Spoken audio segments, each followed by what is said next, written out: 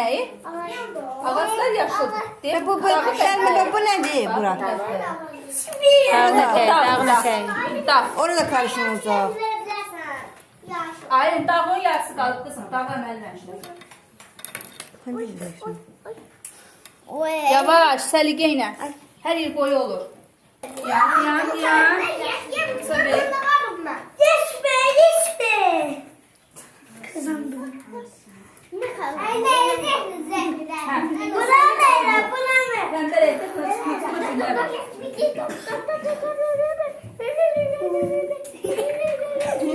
Ay bala, Limoş. Bax, belə nöqtə güllər qoyarsın. Bax, belə. Bildiğiniz görsene ki güllər çıxır. Yenə qoy. Yanağın əlindən tut eləsin. Qızım, sən eləmə. Gülməz, bax. Belə batırarsan. Belə güllər qoyarsan. Yaxşı mı? Onu bitir. Mən gedəcəm.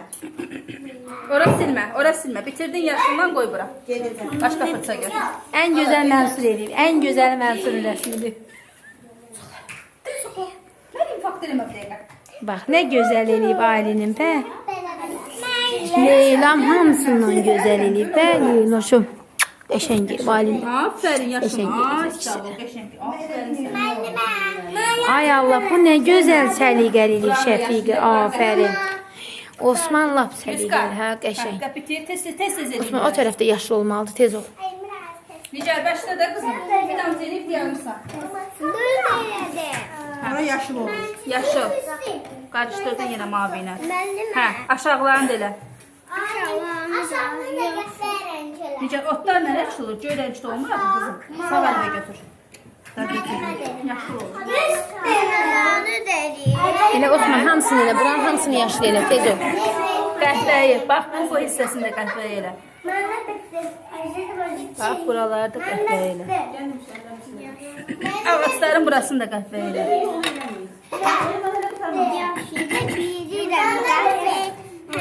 Götür, Nigar, tez ol. Solun üstündə var, get götür. Bəli. Oranjın adı qəhvəyi rəngli, Yusuf. Nəyi? Gülləri. Qızım. Ay, qızım, dağın hamısını bitirməmişsən sən. Dağı da bitir. Yanar, nə axtarırsan? Nigar, tez ol. Yaşlı önceliğim. Orada yaşlı olmalıdır deyəsən. Fərq yoxsa? Yo, var orada deyib. Üzüm bir şey mavi oldu. Nerede ben? Anne bitti.